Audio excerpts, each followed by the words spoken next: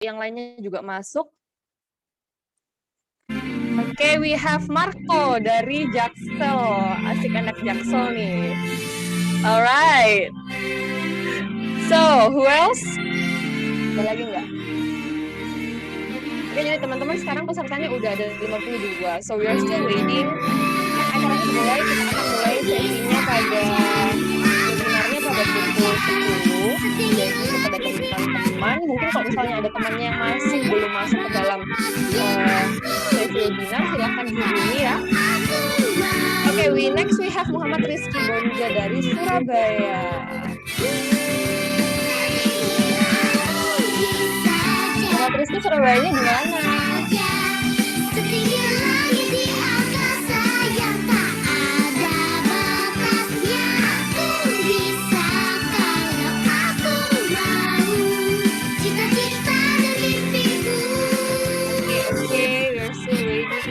More participants to come along. Jadi silahkan dihubungi teman-temannya kalau teman-teman belum masuk ke room ya. Jadi untuk hari ini kita masih ada 2 sesi webinar, yaitu webinar sesi 3 dan sesi 4. Temanya ya seperti yang sudah kalian di pamflet. Oke. Tiada kata yang dapat ku ucap saat kau pergi. 56 more to go. Ku hanya diam menatap langkahmu. Jadi saya harap semoga webinar yang kemarin kita bersama menyenangkan bagi teman-teman. Semoga belum dapat yang enggak sih guys. Got so much insight, the patience to do things. Okay, next. Walau berarti teman-teman jangan lupa dihubungi temannya ya. Karena ku tahu 6 more minutes to go. So we're still waiting. Pasti ada tantangan yang berat di setiap perjalanan yang hebat. Takkan berakhir di sini, semuanya Hai Marco. Lebih baik walau kita tidak lagi berlari bersama lagi, tetapi doaku ini selalu untukmu. Sampai suatu hari nanti kita akan bersama lagi, berbagi cerita terbaik dari hidup ini.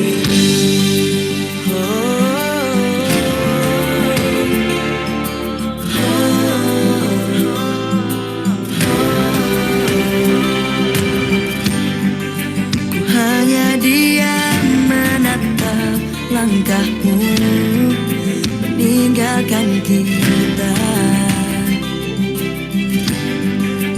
Pasti ada tantangan yang berat di setiap perjalanan yang hebat.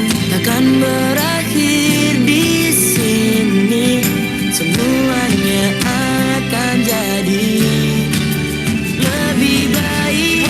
Kita tidak lagi berlari bersama lagi, tetapi doaku ini selalu untukmu. Sampai suatu hari nanti kita akan bersama lagi, berbagi dan berbagi cerita terbaik. Walau kita tidak lagi berlari bersama lagi, aku ini selalu untuk suatu hari nanti kita akan bersama lagi, berbagi cerita terbaik dari hidup ini.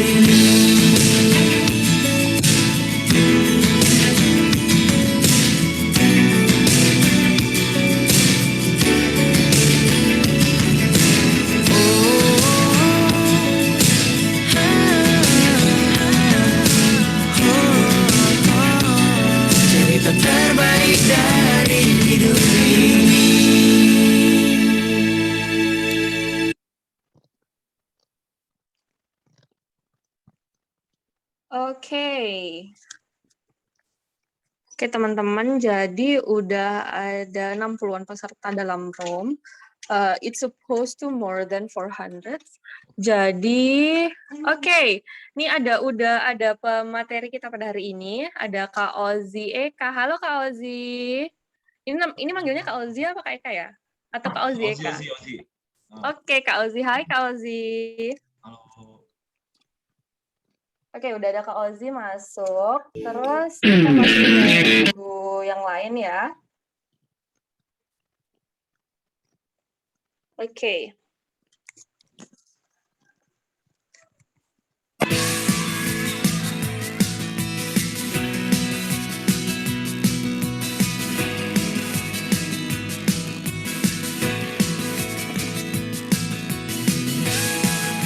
Oke, kembali lagi saya ingatkan bahwa untuk webinar sesi 3 ini, temanya adalah tentang how to be a great entrepreneur. Jadi untuk teman-teman, silahkan dihubungi temannya yang belum masuk untuk sesi ketiga ini, untuk webinar ketiga ini. Setelah kemarin kita lewatin hari pertama, it was a fun times with all of you. Jadi, kita akan mulai webinar 3 jam 10 waktu Indonesia Barat ya. So we still have 1 more minutes to go. So silahkan dihubungin temannya yang belum masuk supaya nggak ketinggalan. And yeah, let's have fun today, people. Okay.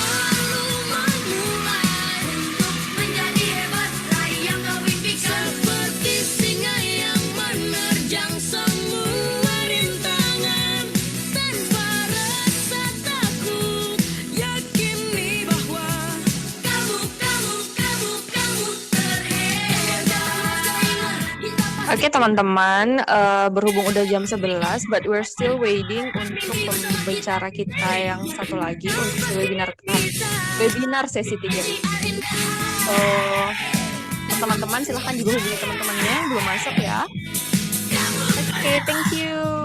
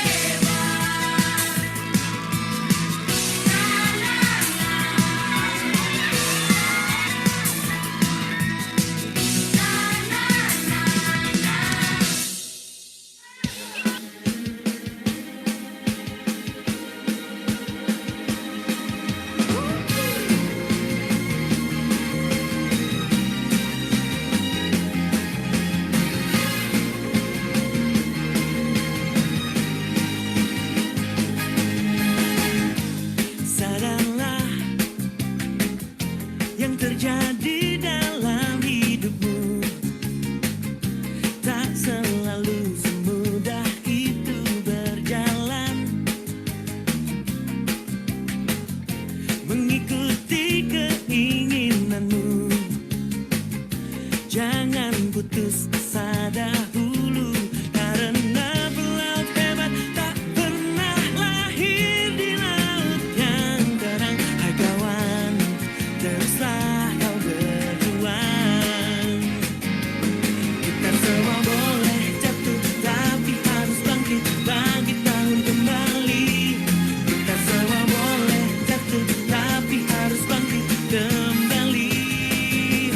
Kita semua boleh jatuh, tapi harus bangkit, bangkit bangun kembali. Kita semua boleh jatuh, tapi harus bangkit kembali.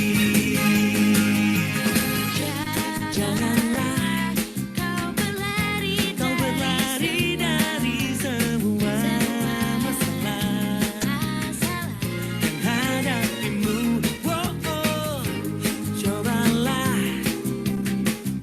kau hadapi dengan senyuman.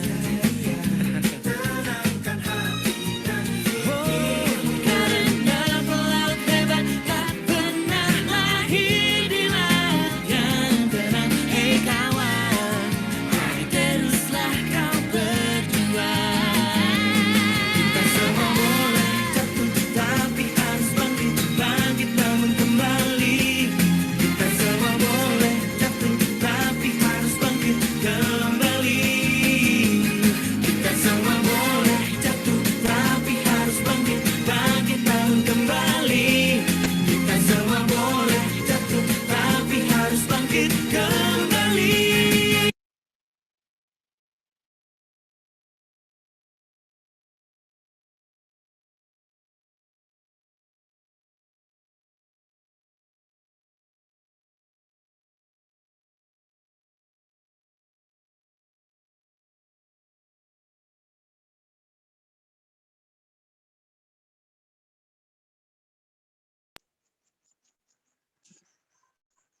Oke, sudah masuk jam 11 lewat, oh sorry, jam 10:05. Oke, kita mulai sekarang ya. Oke, bismillahirrahmanirrahim. Assalamualaikum warahmatullahi wabarakatuh. Salam sejahtera bagi kita semua. Salam, Om Swastiastu, Namo Buddhaya, salam kebajikan. Selamat pagi kepada teman-teman semua. Perkenalkan, nama saya Adia Juna Syaleha. Hari ini saya akan menjadi MC untuk webinar di sesi ketiga. Nah, saya ingin ucapkan selamat datang kepada seluruh teman-teman, kepada pemateri, juga yang telah hadir bersama kita pada hari ini. Nah, untuk webinar nasional ini dengan tema yaitu Embracing Your Future Career, diadakan oleh Ikatan Alumni SMA Negeri 1 Polewali tahun 2016 atau Webron 2016. Nah, ini merupakan perwujudan kami, persembahan kami kepada generasi muda untuk memberikan jalan atau memberikan pencerahan mau jadi apa sih, mau gimana sih nantinya in the future. Oke, alright. So setelah kemarin kan kita udah lewatin webinar sesi pertama dan sesi kedua. Webinar pertama diisi oleh Kak Nuryadin dan Kak Ilmi dengan tema tentang bincang inspirasi ASN milenial yang dipandu oleh Nabila Haruna sebagai moderator. Kemudian kita juga sudah melewati webinar sesi kedua dengan tema yaitu Gain Your Dream with Scholarship, dipandu oleh Mulyana Mursalim dengan pengisi atau dengan pemateri yaitu Kak Nuranti Anarkis dan Kak Cedi Diar. Jadi udah ada pandangan nih tentang misalnya nanti kalau habis sekolah atau habis kuliah mau jadi ASN pegawai negeri sipil atau mau lanjut sekolah lagi, cari beasiswa, gaining friends, gaining experience through scholarship itu bisa. Nah, setelah dua materi itu ada lagi nih, pada hari ini kita mau bahas tentang ada lagi dua webinar. Webinar ketiga ini tentang how to be a great entrepreneur. Nah, untuk generasi muda apalagi di zaman-zaman corona outbreak, kita banyak menghabiskan waktu di rumah, right? and then most of us itu sebenarnya nggak produktif gitu loh. So I think that kesempatan ini adalah jalan yang it's a great way for us untuk mendapatkan insight rather than tidak melakukan apa-apa selain belajar di masa pandemi. You can start your own business, right? Getting money, having money on your own, so it's kind of fun. Jadi untuk teman-teman, untuk webinar sesi 3 ini akan dipandu oleh saudara kita, Avandi Rahasia, dan akan diisi oleh Kak Adrian Yudhistira dan Kak Ozi Eka Pristama. Untuk Kak Ozi Eka Pristama sudah bergabung bersama kita sekarang. Untuk Kak Adrian, we are still waiting for Kak Adrian. Jadi, sebelum saya memperkenalkan siapa sih Kak Adrian dan Kak Ozi Eka ini, itu nanti akan diperkenalkan oleh moderator kita yang sangat luar biasa pada pagi hari ini, right? Untuk memperkenalkan, untuk mengenal lebih dalam siapa sih moderatornya ini, kok dia yang bawa moderator untuk materi tentang how to be a great entrepreneur. Jadi si moderator ini sendiri adalah, sebelum saya mulai memperkenalkan moderator, saya harus membacakan dulu aturan yang harus dipatuhi oleh seluruh peserta sebelum kita mulai webinar sesi ketiga ini. Nah, aturannya sama seperti kemarin, yaitu mute microphone. Jadi seluruh peserta dilarang untuk unmute mikrofonnya. Kemudian 2, tidak melakukan spam chat di room chat. Jadi tidak boleh melakukan spam text. Dan kemudian tidak boleh juga mengirimkan hal-hal yang berbau pornografi ataupun sara dan lain sebagainya. I mean, let's behave people, okay? And then yang ketiga, silahkan untuk mengganti nama display sesuai dengan nama yang telah dicantumkan pada saat pendaftaran, okay? So that's the rules yang harus dipatuhi oleh seluruh peserta. Kemudian, marilah kita masuk untuk memperkenalkan siapa sih moderator kita pada hari ini. Nah, oke. Jadi ini adalah Avandi Rahasia SPT. Jadi Avandi ini lahir di Polewali 17 November 1997. Dia merupakan alumni dari SMA Negeri 1 Polewali tahun 2016. Jadi merupakan bagian keluarga besar Webron yang telah mempersembahkan webinar ini kepada kita semua. Kemudian Avandi juga baru saja lulus S1 Teknologi Produksi Ternak Fakultas Peternakan IPB University. Jadi kalau yang nanya IPB University itu apa? Jadi IPB University itu adalah Institut Pertanian Bogor. Oke? Oke. Jadi untuk untuk rincian prestasi capaian yang telah dicapai Avandi ini adalah yang pertama, dia merupakan bagian divisi internal Badan Eksekutif Mahasiswa Fakultas Peternakan IPB tahun 2019, merupakan delegasi program pertukaran pelajar dan summer course Donghai University Taiwan 2018, masuk ke dalam 15 besar mahasiswa berprestasi Departemen IPTP Fakultas Peternakan IPB University 2018, juga merupakan delegasi IPB Abdi Negara Dokter Hewan IPB dan IGTF Bulukumba 2018, merupakan karateka terbaik ujian dan Institut Karatedo Indonesia pada tahun 2017, dan juga merupakan CEO and founder Varia.co dan Melon Konveksi. Jadi si Avandi ini juga merupakan seorang entrepreneur muda, para pemirsa. Jadi kalau kemarin kita bahasnya soal menantu idaman tuh ASN nih, jangan salah, si pebisnis muda juga ini adalah menantu idaman, oke? So, oke, langsung saja serahkan kepada Avandi untuk memandu jalannya webinar ketiga pada hari ini. Hai Avandi. Halo Kak Adia, selamat pagi semuanya. Semangat bertugas. Iya, baiklah sebelumnya saya ucapkan terima kasih kepada Kak Adia sudah memberikan kepercayaan kepada saya untuk memimpin jalannya acara ke depannya. Sebelumnya perkenalkan ya teman-teman kembali ya, nama saya Avandi Rahasia, saya bisa dipanggil Vandi atau yang iseng kadang manggil Rahasia, jadi bebas aja buat teman-teman. Sebelumnya kali ini pada sesi hari ini lanjutan seminar dari kemarin ya teman-teman ya. Dan seminar hari ini tidak kalah menariknya karena kali ini kalian tahu nggak kita bahas apa? Jadi kali ini kita akan membahas dengan subtema yaitu How to be a great entrepreneur. Sebelumnya saya ingin sapa dulu buat pembicara terkece lah pada pagi hari ini yaitu Kak Adrian. Ada Kak Adrian sudah masuk. Halo Kak, selamat pagi Kak Ardian Yudhistira Purwanto.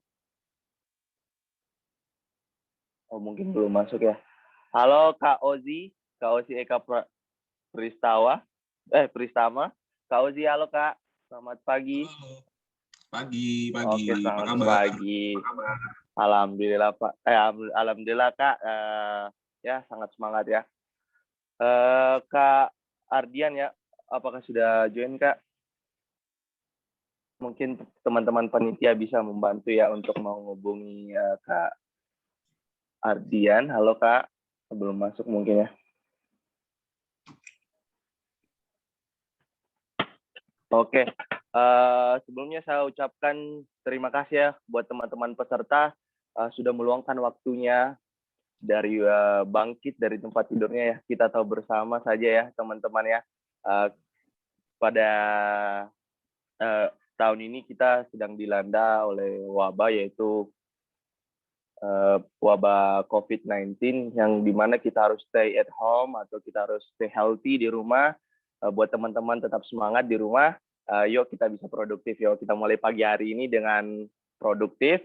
Oke, sebelum saya masuk ke pemateri, sebelumnya saya ingin menyampaikan bahwa selama 30 menit ke depan kita akan berbincang-bincang dengan narasumber yang sangat luar biasa ya teman-teman tentunya, yaitu pengusaha muda yang sukses. Nah, sebelumnya saya ingin menyampaikan bahwa hari ini kita akan menyampaikan materi tentang entrepreneur, how to be a great entrepreneur. Nah, di mana entrepreneurship ini merupakan upaya pencapaian nilai yang dilakukan lewat pengamatan pada peluang bisnis. Nah, upaya yang dimaksud ini yang kayak gimana? Upaya yang dimaksud seperti yaitu manajemen risiko lah, ataupun mobilisasi atau manajemen sumber daya yang bertujuan menciptakan produk yang bermanfaat. Oke, langsung saja ya mungkin teman-teman ya. Mungkin bisa dibacakan dulu CV-nya ya buat para pembicara yang sangat luar biasa, yaitu pertama Kak Adrian Yudhistira Purwanto. Beliau lahir di Parepare tanggal 29 April tahun 1995. Nah, di sini ada riwayat pendidikannya. Dia berasal dari SMA Negeri 1 Maiwa, Enrekang, Sulawesi Selatan. Sulawesi Selatan. Mantap sekali ya Kak ya. S1 Psikologi dari Universitas Negeri Makassar atau UNM ya. Di sini ada riwayat prestasinya. Yang pertama Exchange Business Program di Kanada. Wah, sangat luar biasa nih. Leadership Program Malaysia dan pekerjaan sekarang yaitu Dewan Pembina Aksi Indonesia Muda dan terakhir CEO Yota Indonesia. Sangat luar biasa ya teman-teman. Mungkin bisa diberi aplaus saja meskipun lagi mute zoom-nya. Oke, bisa dilanjut ya Kakak Panitia untuk CV selanjutnya, yaitu ada Kak Ozi Eka Pristama Putra, atau bisa dipanggil Kak Ozi saja ya. Beliau berasal dari SMA Negeri 1 Serengat, terus pendidikan beliau ini S1 Ilmu Komunikasi Universitas Brawijaya Malang. Terus di sini ada pencapaiannya top 5 milenial CIA Universitas Brawijaya. Selanjutnya ada Ricosta Consulting Agency Business based in Malang, Jawa Timur. Pada bulan Agustus 2020 sampai Maret 2021. Selanjutnya Public Relation Internship Pemkot Kediri tahun 2019. Selanjutnya ada Steering Committee Puspikom PK2 Maba Universitas Brawijaya 2019. Selanjutnya Kopuspikom BPH EKM Visip Universitas Brawijaya 2018.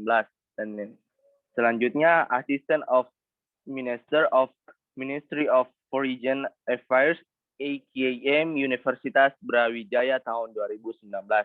Oke, untuk pembicara pertama mungkin kita serahkan kepada pembicara kece kita, yaitu Kak Ozi Eka Pristama P, yaitu selaku founder Purpose Team dan digital content creator. Dengan waktu saya persilakan ya Kak.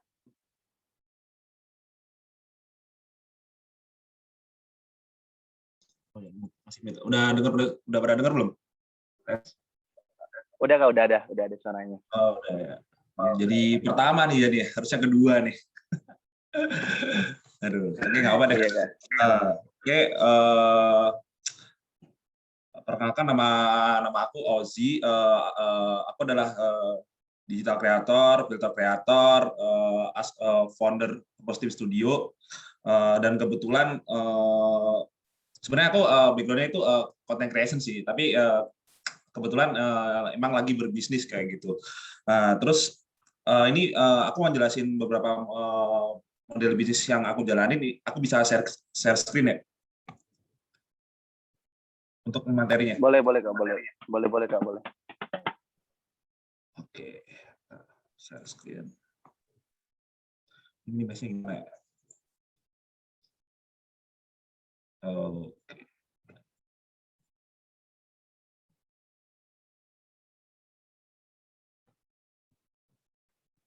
Oke, aku mau introduce dulu ya buat Positive Studio dan Positive Studio itu adalah kreatif studio yang berada di Jawa Timur Indonesia.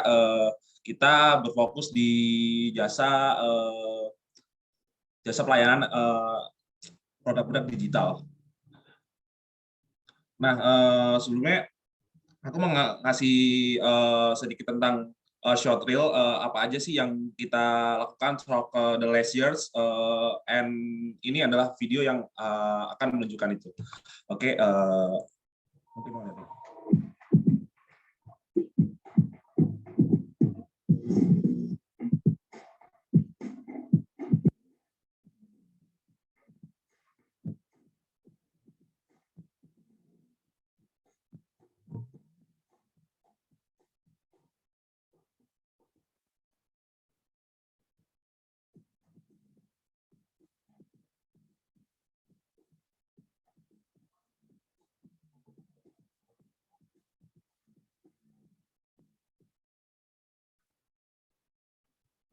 Ya itu beberapa di beberapa tahun belakangan ini yang udah kita kerjain. Kita ada AR creator, ada 3D modeling, ada component profile, ada graphic designer dan audiovisual seperti kayak apa sih namanya produk kayak video produk sama foto produk.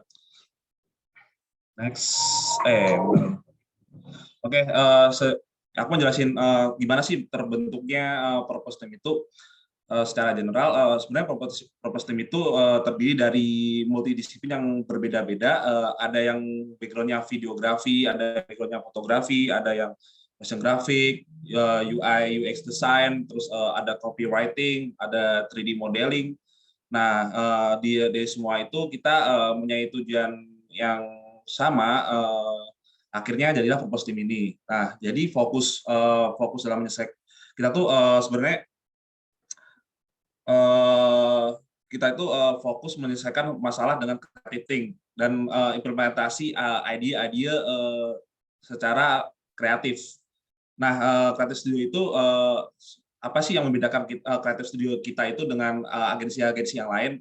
Kalau biasanya kan agensi yang lain tuh hanya di bagian ide. Nah, kalau kita itu nggak ide saja, tapi kita itu merisetnya, dan setelah meriset mendapatkan data dari insight itu, kita bisa mengeksekusinya sekaligus dengan research yang kita punya.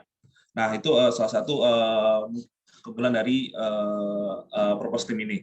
Dan ini ada beberapa core timnya.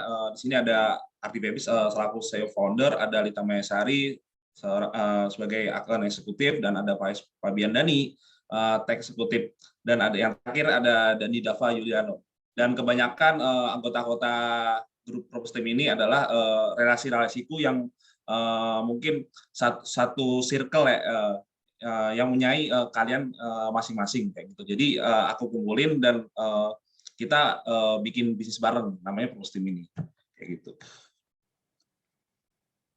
Nah, a bit of background about me. Jadi kalian bisa ngerti ya kayak where I come from.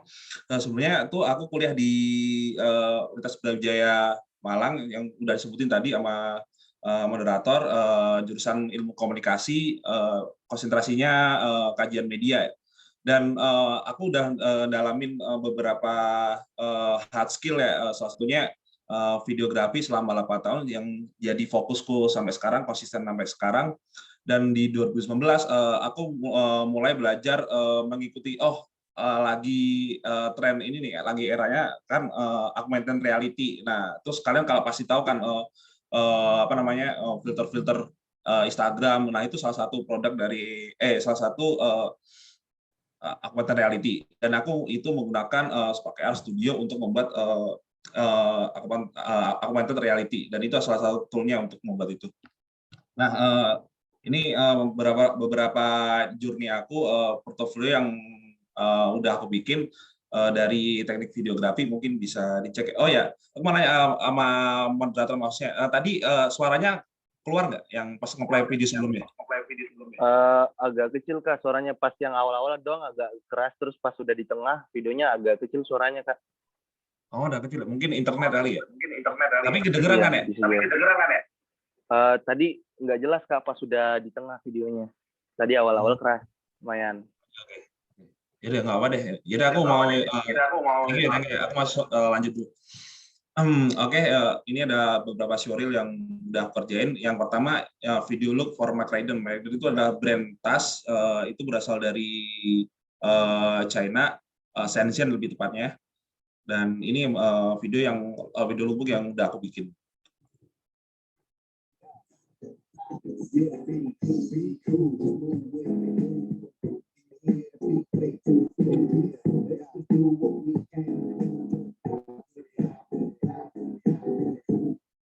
Dan kita sebenarnya aku sangat sangat suka dengan video-video kayak bikin apa sih namanya brand campaign produk kayak gitu, terus foto-foto produk. Dan ini ada lagi Dela Hijab, itu adalah brand hijab yang ada di Malang, brand lokal yang kita buatkan untuk brand activation-nya pas waktu launching produk baru mereka. Dan ini videonya.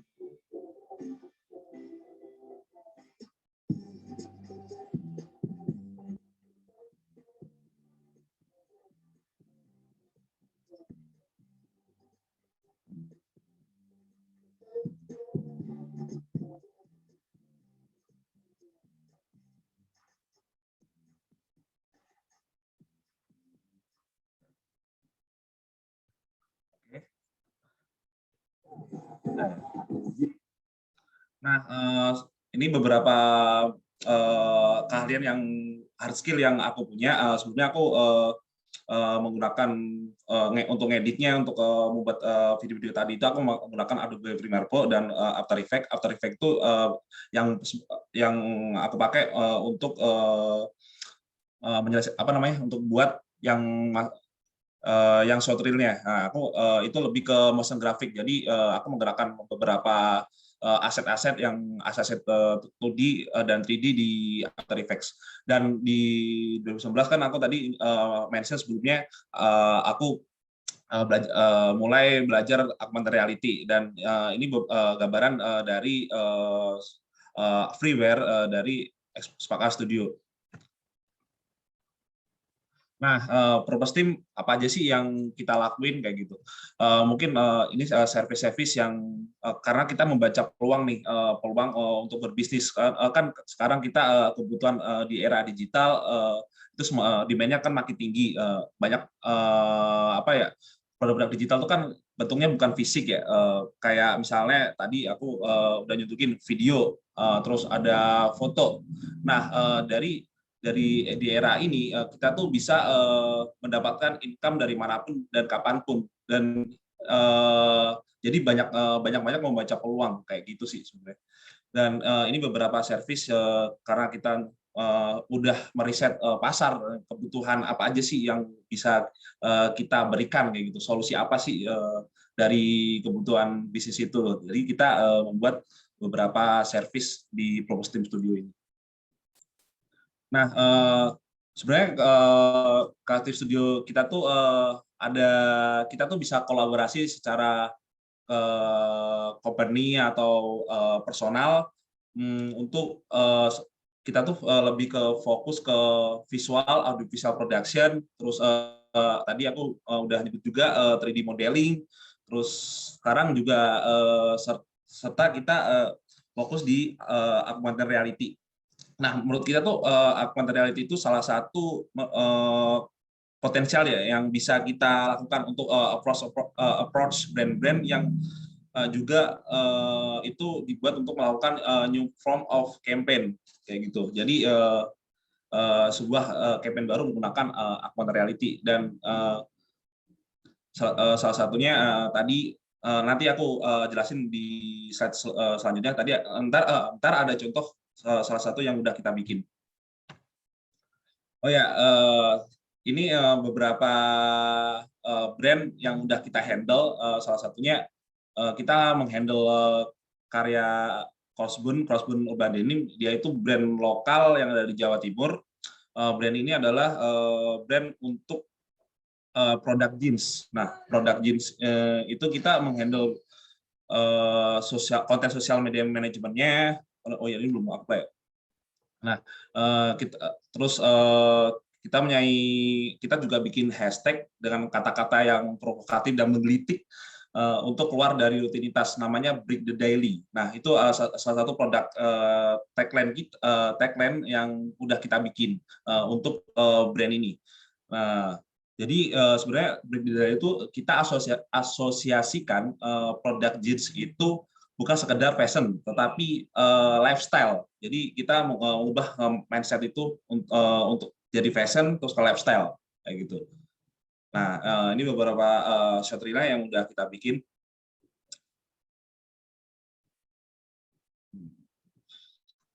Oke. Nah, kita nggak itu aja, kita ada LPPM UB, kita kolaborasi juga dengan lembaga penelitian yang ada di UB, lembaga intrakampus. Mereka ingin lembaga ini tuh setingkat internasional gitu loh. Maksudnya dia bikin company profile-nya tuh full in English. Jadi kita meriset mencari referensi IRSC yang ada di luar negeri, contoh kayak Australia dan US. Nah, makanya kita dari referensi itu kita riset. Setelah itu kita bikin gimana nih biar si LPPM ini bisa kelihatan setara. Nah, itu salah satu creative yang kita bikin dan brainstorming dengan tim-tim yang ada di Purpose Team Studio ini. Dan salah satu lagi kita ada Institut Asia, itu adalah kampus swasta yang ada di Malang. Jadi dia itu punya program ya, namanya kuliah sambil kerja. Nah, dari data tersebut kita mengeksekusi dengan beberapa konten yang salah satunya adalah sebutin apa sih alasan kalian kuliah. Nah, kita tuh dari insight itu kita jadikan data untuk kita jadikan data untuk konten selanjutnya kayak gitu. Dan di sini ada satu lagi, take a look more to your nature. Nah, ini sebenarnya lebih ke magazine of campaign sih. Kita tuh teknologi itu makin kesini kan merusak lingkungan, terus Tapi sebenarnya ada kok yang teknologi yang bermanfaat kayak misalnya smartphone. Nah, makanya kita pakai yang itu latarnya kita smartphone dan ada pabrik sih sebenarnya kayak gitu. Nah, dan yang kanan ini magazine ini portofolio kita yang kerja-kerjakan di Visip UB. Ini sebenarnya desain-desain ini sih lebih ke desain apa sih namanya event yang ada di Visip kayak gitu. Nah, ya, ini produk baru kita nih. Ini UI UX. UI UX. Karena kita melihat demand yang tinggi tentang UI UX design yang semakin lama dibicarakan mau di Indo, mau di luar, semua udah mulai ngomongin pentingnya akan UI UX gitu loh. Terus brand juga mulai paham akan produk digital, akan pentingnya pengalaman dan akan pentingnya pengalaman pengguna. Misalnya kayak kalian buka Shopee, kenapa dia warnanya orange, terus kenapa shopnya di bawah letaknya. Nah, itu salah satu produk desain juga. Dan salah satu produk UI UX design juga websitenya Purpose Team. Mungkin aku mau share dikit ya tentang website ini. Udah kebuka belum websitenya? Kelihatan nggak? Halo? Ya Kak, kelihatan. Kelihatan. Oke, ini adalah salah satu produk UI UX design kita yang udah kita bikin. Nah, kenapa ini warnanya biru? Kenapa letaknya di sini service-nya? Itu salah satu produk yang kita alami, kita bikin kayak gitu. Nah, ini salah satu ya aku show juga nih acara pimpinan nasional ini di website kita kayak gitu. Nah, ini salah satu. Oke. PPT-nya ini. Oke, bisa next. Udah kelihatan lagi? Udah balik ke PPT ya?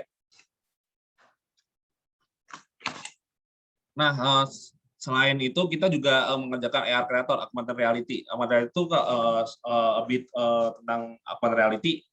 Kalian kan udah tadi aku udah mention tuh menjelasin beberapa contoh augmented reality, misalnya kayak fitur Instagram atau AR augmented reality tentang makeup, beauty makeup. Nah, gitu kan biasanya kalian kalau pakai filter ada lipstick, ada make up di sekitarnya eyeshadow atau apa aja lah, atau misalnya ada 2D objek, maksudnya objek-objek yang ada di sekitar kepala kalian ya, itu salah satu augmented reality. Nah, kita juga bikin beberapa kita bikin dan berkolaborasi juga dengan beberapa brand untuk membuat augmented reality.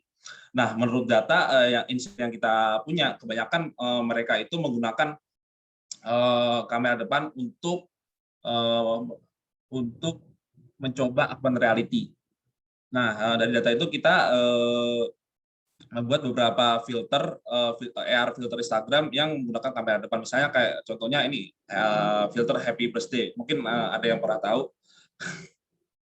Nah, di dalam model ini, di dalam model filter ini dia sebenarnya ini siapa namanya? Artisnya itu Jennie Blackpink. Jadi ini sebuah achievement sih buat aku ketika membuat karya filter ini, ternyata filterku itu dipakai sama si Jennie Blackpink. Itu loh K-pop yang terkenal di Korea. Siapa sih yang nggak tahu Blackpink ya kan? Nah, kalau misalnya aku mau ngutip beberapa kutipan Eno Bening nih, keberhasilan sebuah aplikasi itu ketika artis sudah masuk ke dalamnya. Nah, dari situ kan itu sebuah parameter buat aku, karena filter yang karya yang udah aku bikin itu udah dipakai beberapa artis kayak salah satunya tadi Jennie Blackpink. Dan ini ada satu lagi filter good skin. Nah, itu pakai kamera depan juga. Filter ini tuh bisa memutihkan wajah, glowing, dan ada beberapa objek di bagian atas di jidatnya. Nah, itu hardcon untuk aksesoris apa sih namanya kayak add-ons biar cakep aja sih kayak gitu. Nah, ini ada filterku yang AR filterku yang mendapatkan insight paling banyak, udah tembus 1 billion views. Dan satu lagi kan tadi aku udah mention Kak, permisi waktu bisa 2 menit ya Kak ya. Oh, 2 menit ya. Oh, iya, Iya, iya. mohon maaf. Ini beberapa AR yang udah aku bikin. Nah, ini EKTP. Jadi kita tuh menyikat beberapa pesan jadi satu kayak gitu. Oke, ini sebenarnya produk baru kita. Kita tuh kan kita melihat dengan adanya di tengah pandemi ini semua aktivitas manusia akan berubah ke arah digital, tidak terkecuali penyelenggaraan event, ya kan. Nah, digital event ini merupakan solusi untuk event tetap berjalan dengan masif tapi lebih aman, higienis dan tentunya lebih murah kayak gitu. Dan kita ada beberapa salah satu contoh produknya live streaming, terus ada invitation and payment, ada meeting, ada incubation convention dan exhibition untuk live streamingnya. Dan untuk kalian yang terbatas dengan aktivitas misalkan kalian mengadakan wedding kan biasanya kalian ada undangan online, ada misalkan kalian undangannya tuh undangan biasa ya, tapi kan udah nggak bisa nih. Nah, kita juga menyediakan undangan online, contohnya seperti kayak ini yang udah kita bikin.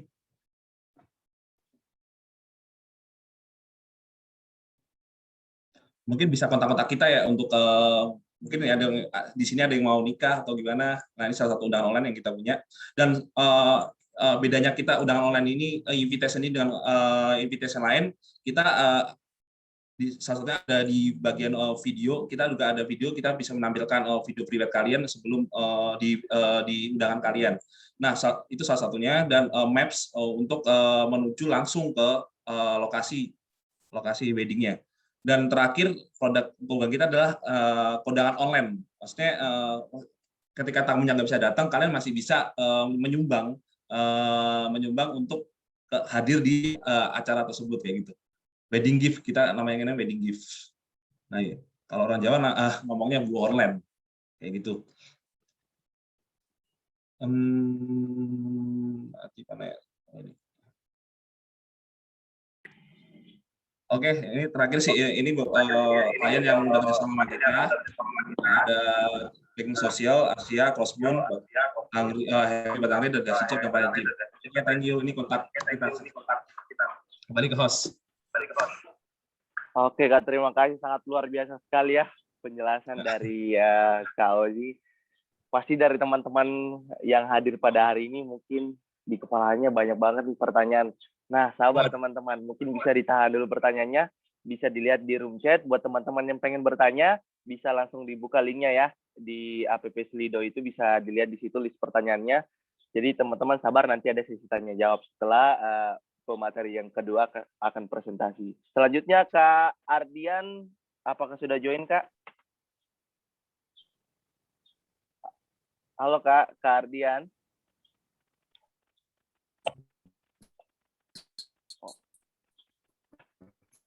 Ya, mohon maaf Kak. Waalaikumsalam warahmatullahi wabarakatuh. Mohon maaf Kak, suaranya. Oke, bagus. Waalaikumsalam Kak. Apakah udah siap Kak mau presentasi ininya, materinya? Sebelumnya selamat datang ya buat Kak Adrian tadi. Siap. Terus, iya Kak. Gimana kabarnya Kak? Sehat? Alhamdulillah. Nampaknya Kak Adrian teman-teman ini sangat taat dengan protokol ya buat teman-teman. Saya izin jangan ini lupa dalam pakai masker.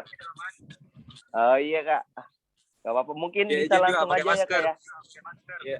Iya Kak. Gak apa-apa. Mungkin bisa langsung aja Kak. Ini bisa dipaparkan materi yang ingin dibawakan pada hari ini. Untuk waktunya saya persilakan Kak. Oke, ya baik. Bismillahirrahmanirrahim. Assalamualaikum warahmatullahi wabarakatuh. Alhamdulillahirrahmanirrahim. Puji syukur atas kehadirat Allah Subhanahu wa taala. Salawat serta salam kepada baginda Rasulullah Muhammad sallallahu alaihi wasallam. Teman-teman, kalau suara saya kurang kedengaran bagus, langsung dikoreksi saja ya. Ya, mungkin sebelum lebih lanjut, mari kita berdoa semoga kita diberikan ilmu yang bermanfaat. Sharing ini adalah sharing, bukan menggurui teman-teman. Jadi ada baiknya nanti ketika ada hal baik yang kita dengar, silakan diambil, yang tidak baik ya silakan dibuang. Oke, lanjut. Oke, sedikit perkenalan, nama saya Adrian Yudhistira Purwanto, saya lahir di Nrekang, Eh, Endrekang, Sulawesi Selatan. Saya alumni dari Fakultas Universitas Negeri Makassar, Fakultas Psikologi UNM angkatan 2012. Jadi kurang lebih masih seumur ya semua teman-teman di sini. Saya lulus tahun 2016, kemudian mulai bergelut di Toyota itu tahun 2015. Nah, sekarang menetap di Sudiang, di Makassar, di Planet Sudiang. Alhamdulillah sudah ada satu istri, diamanahkan. Kemudian, mungkin itu saja dulu ya. Next, nggak usah terlalu panjang ini. Teman-teman kalau mau kepo tentang Yota bisa buka www.yota.co.id atau bisa kepo-kepo di Instagramnya @yota_id. Next. Oke, mohon izin Kak operator, bisa diklik videonya Kak, ini video singkat tentang profil Yota dulu. Saya perkenalkan, siapa tahu ada yang belum tahu teman-teman.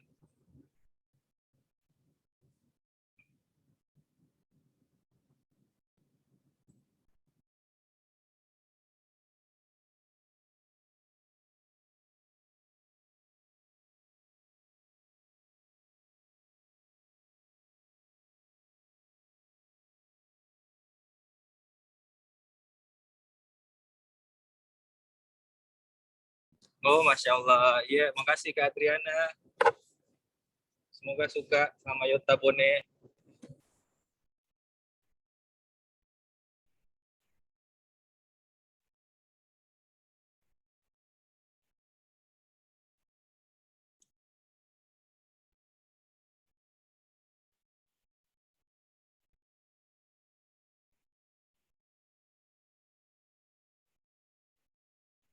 Oke, itu dia videonya. Teman-teman, next, mohon izin Kak Operator. Slide selanjutnya. Ya, saya sedikit cerita dulu nih tentang perjalanan, singkat ceritanya perjalanan membangun Yota dari mahasiswa. Jadi teman-teman yang mahasiswa masih punya banyak waktu juga.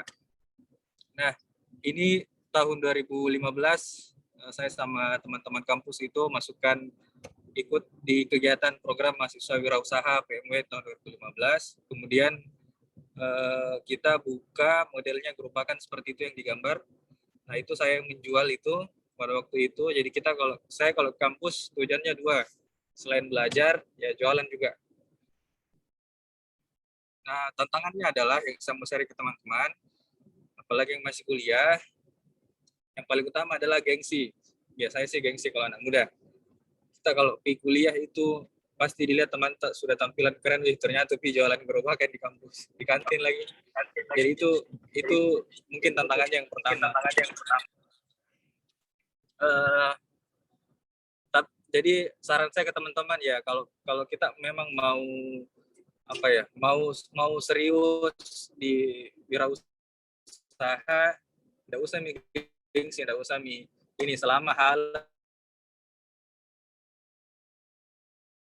yang kita jual. Maaf Kak, bukan suaranya Kak diberkahi dan diberi jalan sama Allah.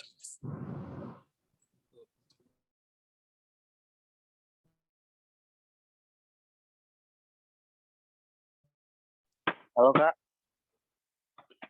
Kak Ardian. Halo, mungkin jaringannya Kak Ardian. Halo Kak. Kak Ardian. Oh, mohon maaf ya teman-teman, mungkin ada gangguan jaringan dari Kak Ardiannya. Mungkin teman-teman panitia bisa menghubungi kembali Kak Ardiannya. Adrian. Halo Kak Adrian.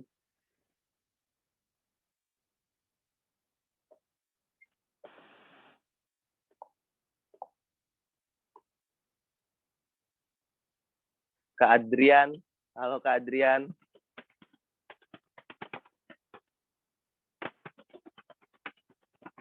Kak Adrian.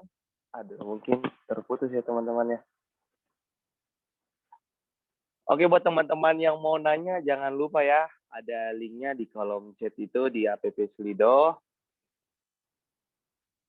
Kak Adrian, apakah sudah join?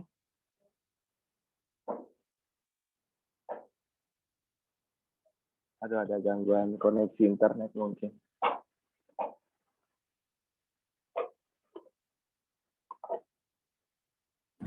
Halo tes, mohon izin Halo, tadi Kak. Kak, lagi di daerah yang Oh iya, Kak, susah ya. sinyal, saya mohon Nggak maaf. apa-apa, Kak. Nggak apa-apa, Kak. Sudah bagus, Kak, suaranya. Bisa dilanjut. Ya, sudah jelas, Ki. Ya, saya kembali ke laptop. Jadi begitu tadi singkat cerita, alhamdulillah sekarang sudah ada sekitar. Halo, jelas, Ki? Iya, Kak. Jelas. Oke, ya. Alhamdulillah sekarang di tahun 2021 sudah ada sekitar 24 outlet yang ada di Sulawesi Selatan. Dan insya Allah mohon doanya semoga bisa berkembang terus dan bermanfaat untuk banyak orang. Amin. Oke, next.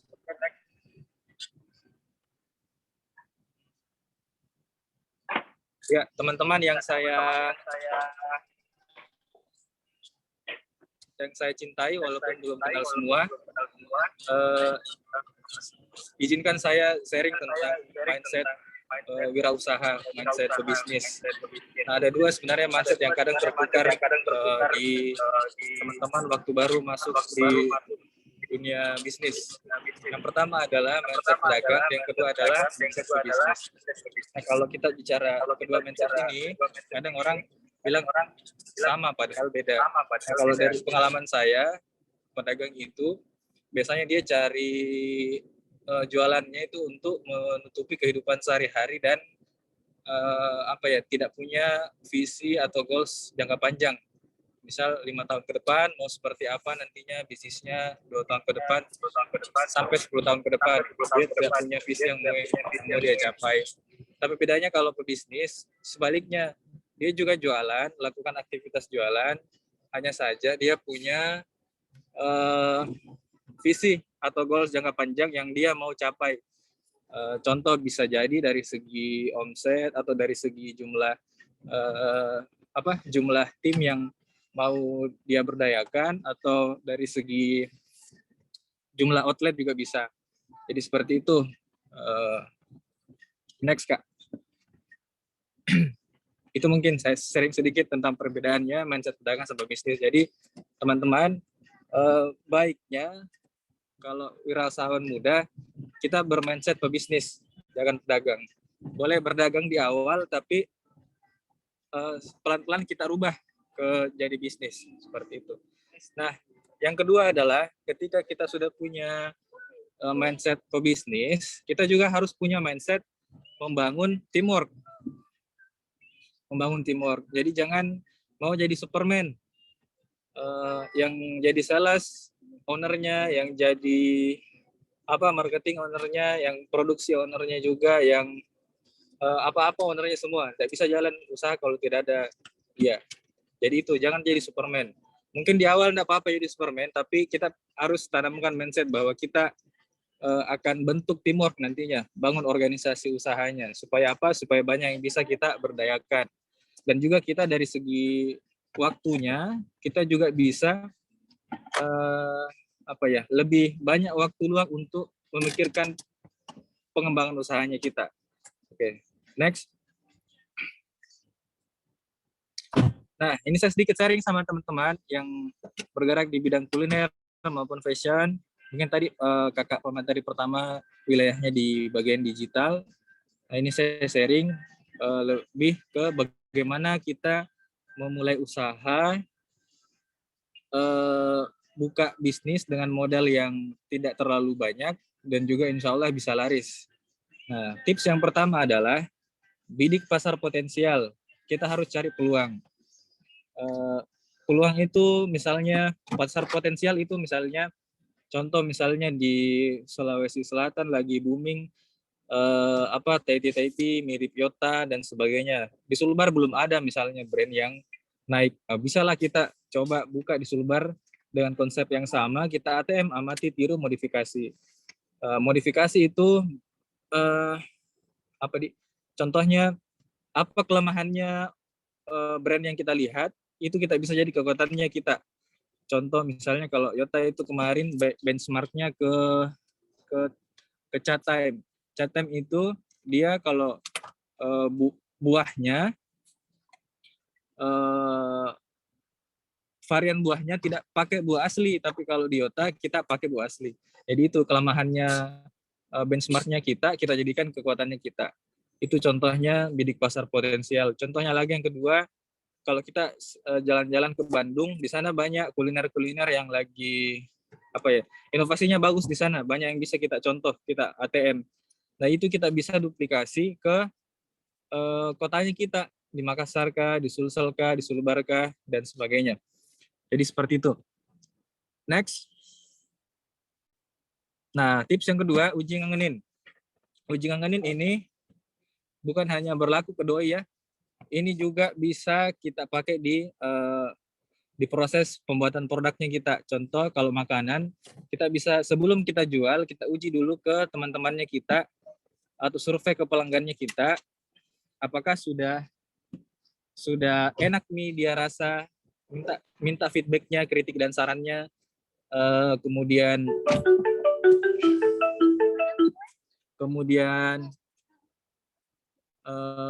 apa lagi ya?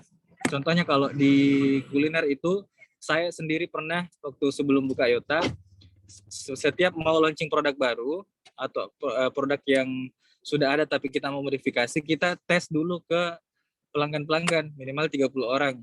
Kalau mereka sudah suka, mereka sudah tidak ada komen, kita baru launching produknya. Kalau mereka masih komen, oh kurang gula kak, kurang manis, gritty-nya kurang terasa, akhirnya kita revisi lagi resepnya, kita tambahkan sesuai maunya customer-nya kita.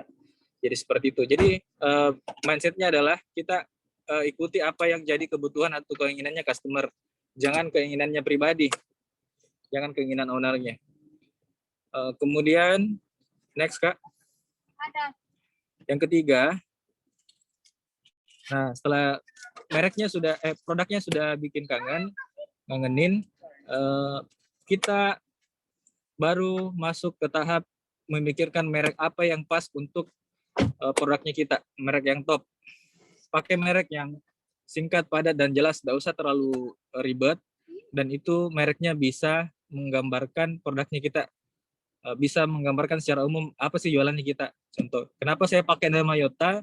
Karena dulu kan waktu 2015 masih booming-boomingnya Thai tea, bubble tea, dan sebagainya, itu mereknya banyak dari negara-negara bermata sipit, Asia, Jepang, Cina, Taiwan, dan sebagainya. Makanya saya pakai bahasa Jepang. Yota. Yota itu artinya dari kata yata, artinya berhasil. Seperti itu. Yang keempat, kemasan yang menarik. Nah, setelah kita punya merek yang mudah disebut, mudah diingat, mudah menggambarkan produknya kita baru pikirkan kemasan yang menarik. Kemasan yang menarik berfungsi sebagai diferensiasi terhadap produk sejenisnya kita. Contohnya kalau misalnya Chatime pakai warna ungu, ya Yota pakai warna hijau. Apa yang belum ada di produknya kita itu bisa kita pakai. Dari segi warna, dari segi bentuk, dari segi kemasan yang yang unik dan sebagainya. Seperti itu. Yang kelima, saluran distribusi dan promosi. Nah, setelah beres di 4 tahapan tadi, baru kita melangkah ke saluran distribusi dan promosi. Nah, distribusi itu sebelum ke situ kita harus paham marketnya kita siapa sebenarnya. Kalau kita punya market mahasiswa contohnya, maka dari itu saluran distribusinya otomatis harus dekat-dekat mereka, jangan jauh-jauh dari mahasiswa. Karena saya dulu targetnya adalah mahasiswa, makanya jalannya di kantin kampus. Terus kalau buka outlet di luar kampus, jualannya dekat-dekat kampus atau dekat-dekat sekolah, seperti itu. Kemudian kalau kita sasarnya ibu-ibu, ya dekat-dekat pasar, dekat-dekat sentral, dekat-dekat perumahan, seperti itu. Jangan jauh-jauh tempat jualannya. Distribusi itu bagaimana customer bisa mudah menjangkau produknya kita. Saluran promosi di mana customer-nya kita sering berkeliaran, baik di dunia offline maupun dunia online. Kalau mahasiswa sekarang kan online-nya lebih banyak di Instagram, di Twitter, TikTok, nggak tahu apa lagi nanti media sosial yang ada. Nah kalau misalnya ibu-ibu orang tua, kalau saya sih taunya sekarang itu kebanyakan di Facebook, di mana nih? Di apa? Di jamaah-jamaah masjid, ibu-ibu ini, ibu-ibu apa lagi namanya istilahnya itu? Ibu-ibu jamaah taklim dan sebagainya. Jadi itu disesuaikan dengan kebiasaannya customernya kita. Jangan maunya kita seperti itu. Jadi disurvei dulu. Ini customerku biasanya nongkrong di mana, lebih banyak berkeliaran di mana sering habiskan waktu. Nah, kita masuk promosinya lewat situ dan distribusinya lewat situ. Oke. Dan terakhir, kalau sudah selesai di tahap 1 sampai 5, baru kita sebar virus. Nah, ini sebar virus dalam artian tanda kutip positif. Sebar virusnya itu produknya yang jadi virus, bukan corona, bukan COVID. Produknya kita endorse atau iklankan, bisa pakai jasa selebgram yang followersnya selebgram itu sesuai dengan target marketnya kita. Nah, misalnya kita target perempuan mahasiswi, berarti cari selebgram yang banyak di follow sama perempuan pelajar. Nah, berarti biasanya sih kalau perempuan itu banyak follow apa? Berarti laki-laki selebgram yang cakep mungkin, yang ganteng, kayak gitu. Terus itu contoh sebar virus yang agak terkenal itu contohnya kalau teman-teman tahu produknya baklave atau Malang strudel atau apalagi yang kue-kue artis itu rata-rata artisnya bukan punyanya itu, artisnya cuman jadi brand ambassador.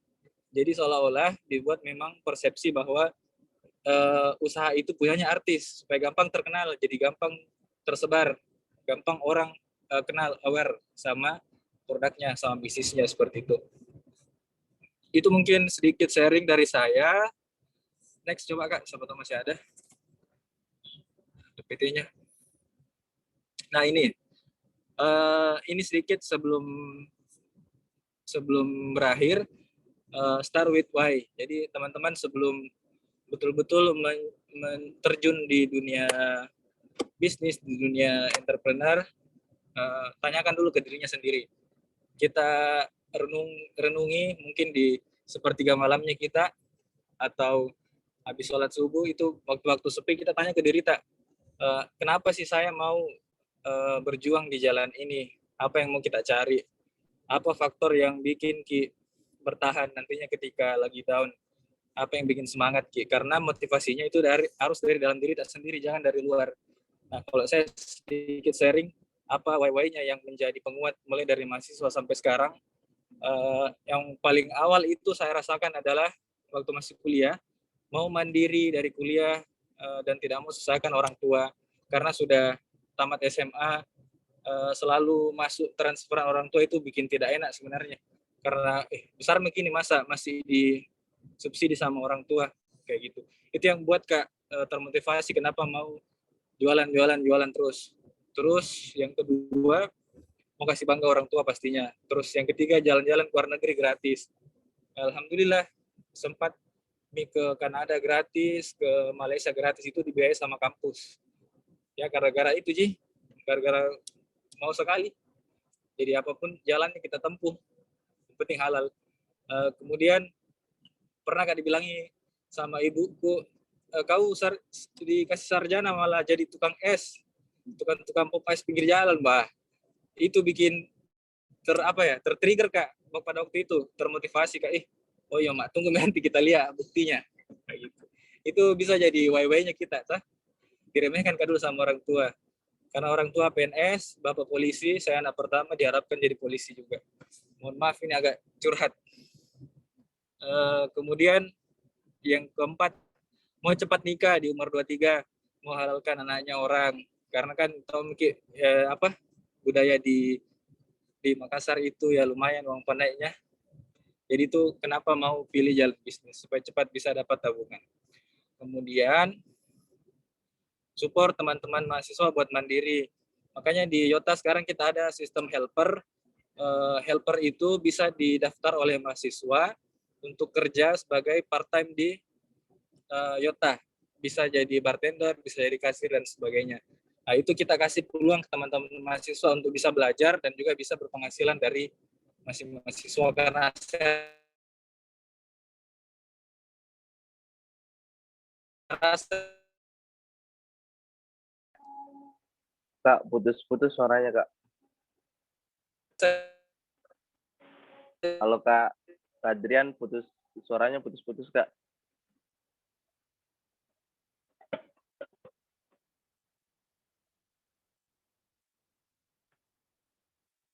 Halo, Kak Adrian.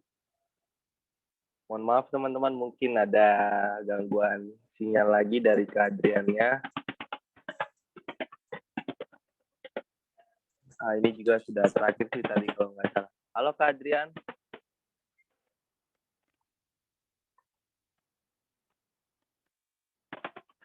Oke, kalau gitu mungkin bisa kita lanjut ke sesi selanjutnya saja ya, Kak, ya. Mungkin karena waktunya juga sudah habis.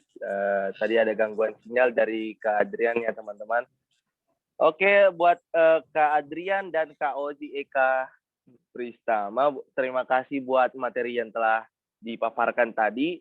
Kak Adrian yaitu selaku owner Yota atau usaha minuman, dan selanjutnya ada Kak Ozi tadi yang pemaparan pertama itu beliau selaku founder Purpose Team atau digital content creator.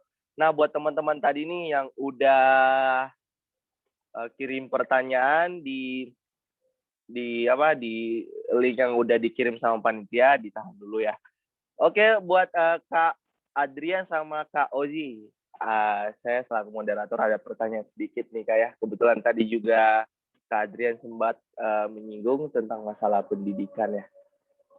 Gini, Kak, kebetulan kakak dua-duanya dari orang yang bisa dibilang berpendidikan tinggi lah sampai ke tingkat kuliah. Nah, bukan singkat cerita, maksudnya ada beberapa pandangan, Kak, tentang entrepreneur. Kadang-kadang yang saya dengar dari teman itu, sekolah itu tidak penting ya. Maksudnya kurang penting. Nah, seperti contoh yaitu Bob Sadino, yaitu almarhum Bob Sadino, pengusaha muda yang mau dibilang tamatan SD. Nah, saya pengen tanya, Kak, sama kedua kakak, Kak Ozi sama Kak Adrian, seberapa pentingkah pendidikan untuk menjadi seorang entrepreneur, dan bagaimana kita cara menerapkan pendidikannya untuk sebagai seorang entrepreneur? Mungkin bisa dijawab dulu, Kak. Dari Kak Ozi mungkin bisa dulu dijawab. Oke, sebenarnya tadi kan kenapa pendidikan, berapa pentingnya pendidikan untuk Iya, Kak, pentingnya pendidikan sebagai seorang entrepreneur. Sebenarnya kita harus tahu dulu sih, pendidikan tuh, kalian tuh sekolah tuh ngapain sih? Kan kebanyakan kan mindset orang sekarang kan kayak aku tuh kuliah buat kerja, buat nyari ilmu. Tapi sebenarnya kuliah itu kalau misalnya kapasitasku dan experience-ku yang jalanin, sekolah dan kuliah itu sebenarnya membangun konstruksi berpikir. Itu kayak gimana sih kuliah itu? Bedanya aku kuliah dengan anak-anak misalnya SD, SMP, SMA, anak mahasiswa itu diberi konstruksi berpikir. Kita pertama pasti menemukan sebuah masalah. Terus bagaimana cara kita merisetnya dulu nih, masalahnya gimana nih, kita bikin indikatornya. Setelah ketemu datanya, kita mengiris masalahnya nih pakai karena kalau misalnya kuliah kan kalian pasti pernah menjalani skripsi kan, jadi ada teori-teori, ada konsep-konsep yang untuk membantu menyelesaikan masalah. Nah, habis itu kita olah nih, kita olah dari data tersebut, kan udah dapat konsepnya, temukan solusinya, ketemu tuh solusinya ya kan. Nah, dari situ kan kita udah diajarin tuh pas waktu kuliah bagaimana kita menyelesaikan masalah sampai ketemu solusinya. Nah, itu kalau aku nyebutnya konstruksi berpikir. Nah, itu bisa ditemukan di perkuliahan. Nah, menurutku pendidikan itu di kuliah itu cukup penting karena yang kita dapat apapun jurusannya, konstruksi berpikir itu tetap ada dan masih dipakai untuk sampai sekarang. Kalau menurutku sih kayak gitu sih, penting sih pendidikan itu. Kalau misalnya untuk pebisnis, kita kan membaca peluang. Berarti kita menemukan sebuah masalah nih, masalah nih itu dan apa kebutuhannya. Kayak tadi Mas Andrian juga menjelasin tentang beberapa strategi-strategi Yota. Nah, itu kan konsep teori yang udah Mas Andrian berikan, maksudnya udah diriset gitu. Kan tadi Mas Andrian kan melakukan riset tuh. Oh, benchmark-nya dia Yota. Yota itu lebih ke chat time. Nah, itu adalah salah satu riset. Mas Andrian juga menerapkan itu. Nah, itu adalah konstruksi berpikir kayak gitu sih. Di kalau sekolah sih penting juga sih, kayak gitu pendidikan. Tapi bisa dipelajari juga karena ya mungkin dengan ikut-ikut webinar seperti ini kan bisa belajar juga tanpa tadi kayak gitu. Ya seperti itu sih. Mungkin Mas Andrian mau nambahin.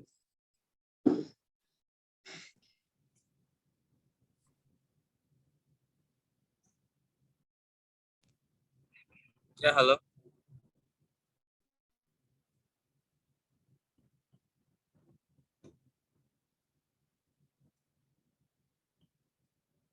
Halo, Kak moderator, ini saya jawab atau gimana, Kak? Oke Kak, boleh ditambahkan dulu Kak. Tadi jawabannya kalau bisa ditambahkan seberapa pentingkah pendidikan untuk menjadi seorang entrepreneur dan bagaimana cara menerapkannya seperti itu Kak.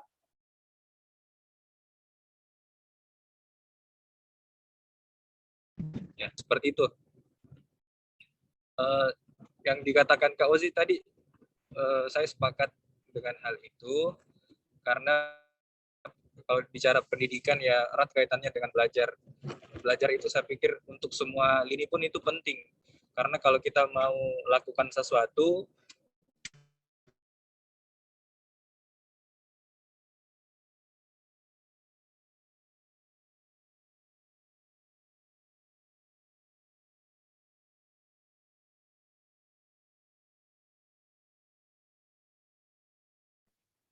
Halo Kak, Adrian, mungkin ada gangguan sinyal lagi ya teman-teman. Halo Kak, suaranya putus-putus Kak. banyak diterapkan sama para orang tua, para yang orang tuanya berbisnis pun banyak yang menyekolahkan anaknya dengan cara homeschooling.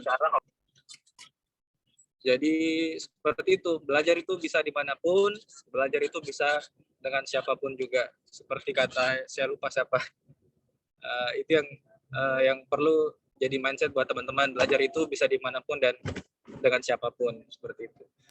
Oke Kak, terima kasih sekali buat jawabannya Kak. Itu mungkin. Ini Kak apa?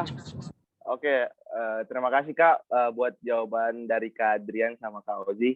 Mungkin kita bisa lanjut ya ke sesi tanya jawabnya. Ini sudah ada beberapa penanya Kak ya, yang saya catat ini dari tanpa nama sih Kak. Tanpa nama sih Kak. Ini Kak buat apa?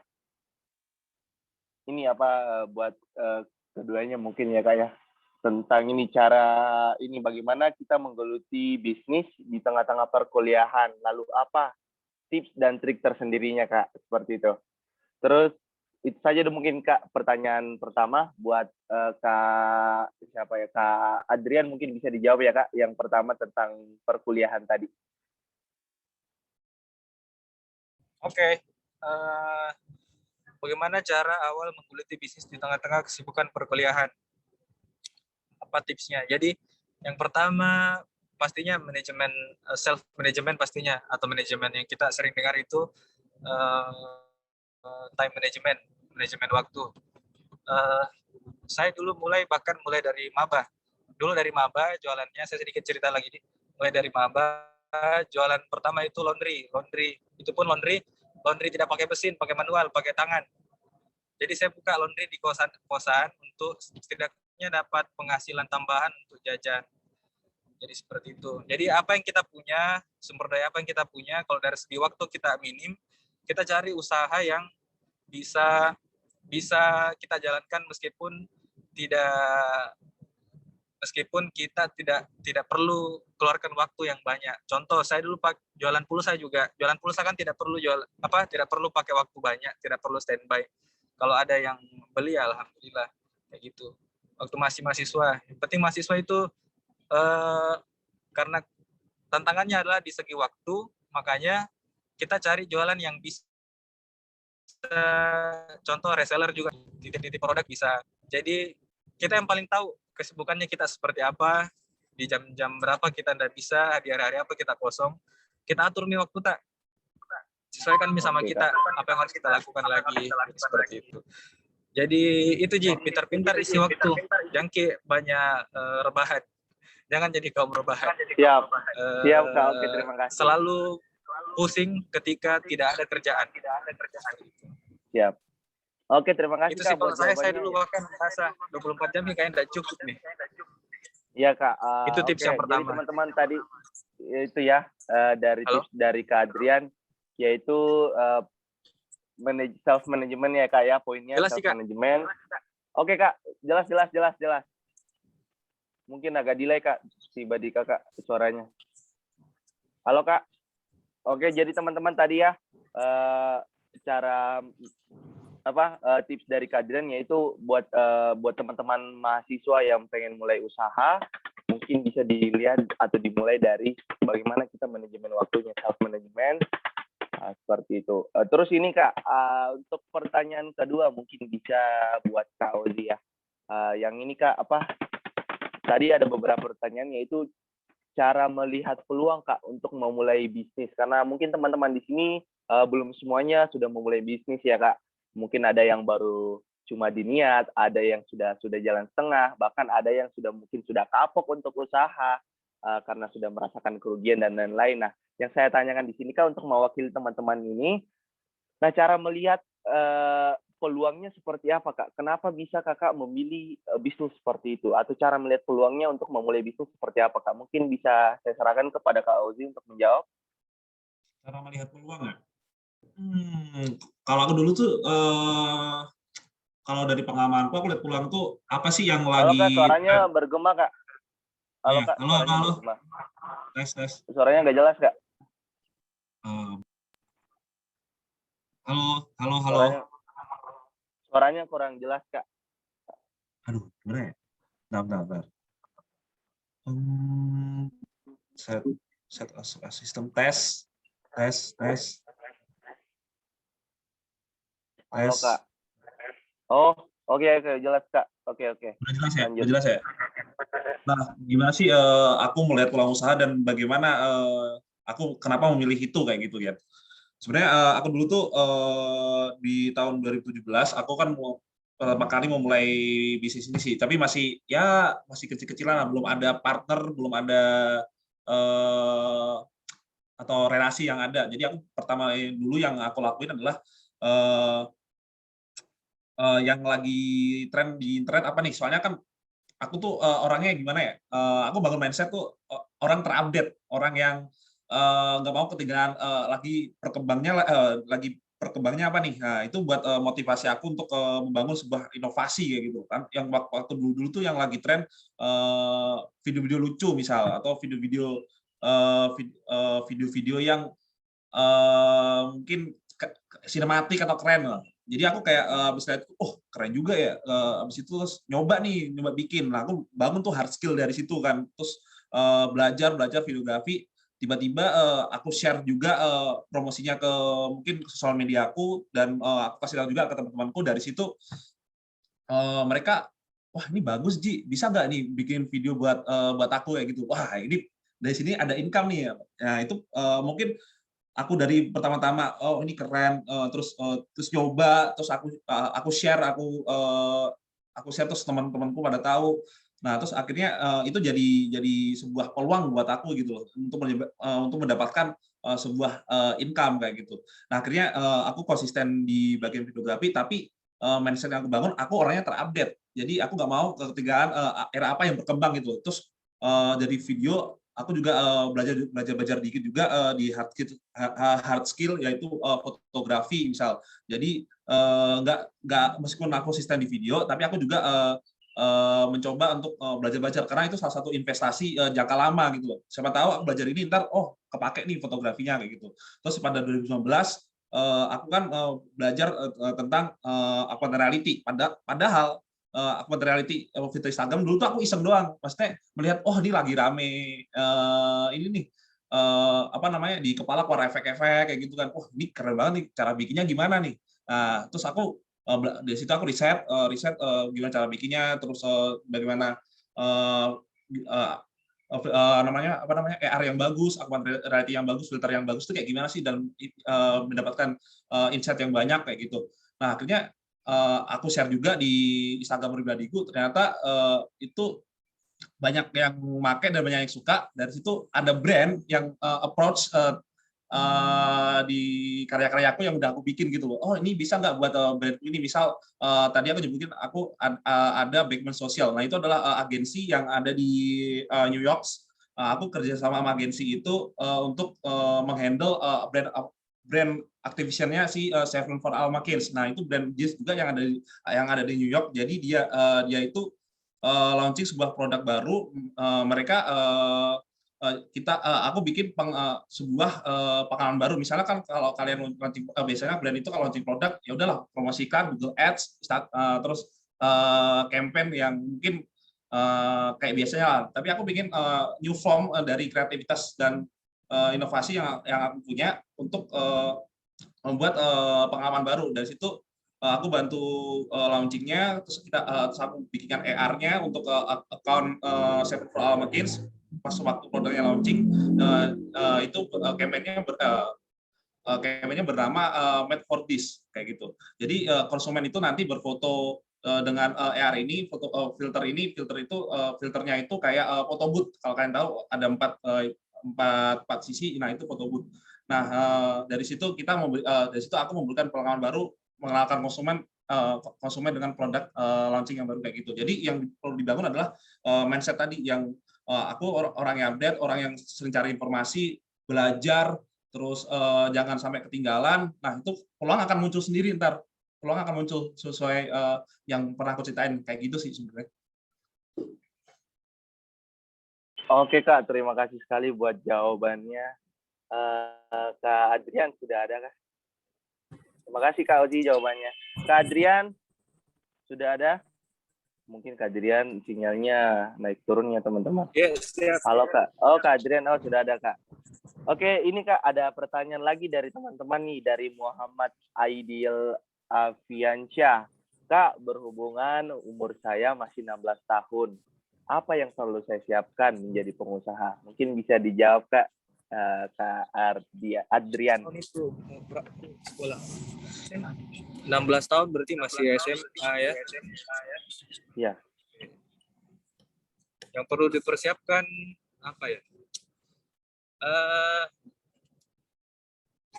Yang perlu dipersiapkan itu mungkin perbesar rasa ingin tahunya saja. Kalau tertarik sama sesuatu, biasanya sih umur SMA masih proses mencari jati diri kayaknya.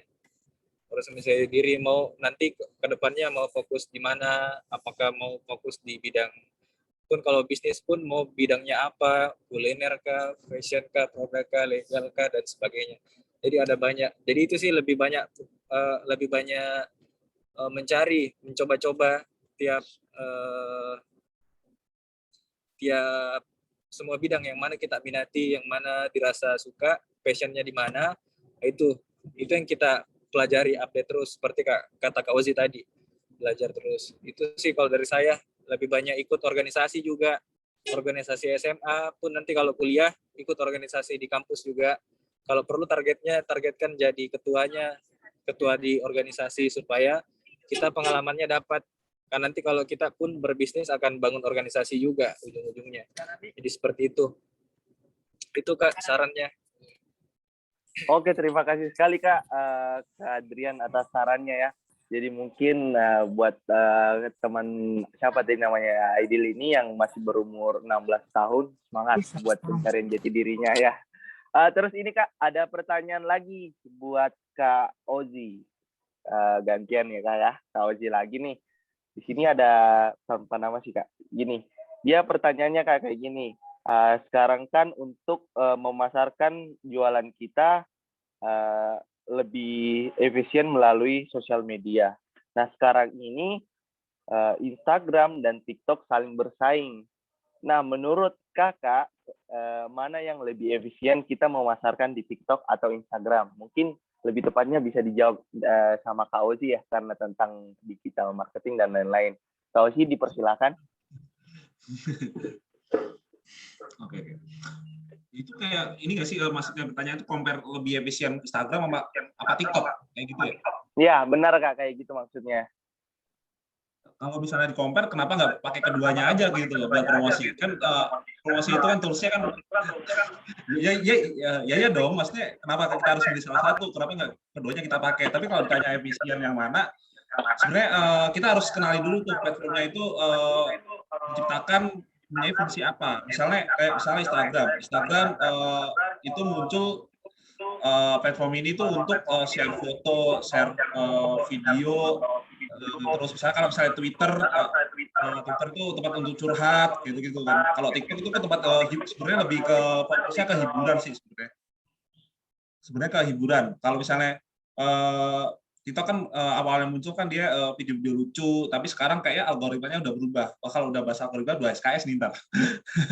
Nah kalau menurutku kalau misalnya aku bisa sebenarnya bisa ngasih tips nih. Ini biasanya aku kasih ke beberapa brand sih sebenarnya. Kalau TikTok itu yang penting kamu konsisten sama kontennya. Maksudnya kalau misalnya kontenmu tentang misalnya kita bahasnya F&B ya, tentang makanan, misalnya minuman kayak misalnya Yota, ya udah fokus aja nge-branding Yota itu di TikTok, tapi dengan tadi tuh sesuai dengan acuannya. TikTok itu buat lucu-lucuan. Ya udah ntar Yota bikin sketsa atau apa di TikTok dan itu konsisten mungkin masih disisipin konten-konten lucu. Misalnya kalau orang Indonesia kan suka tuh melihat orang susah, lebih ke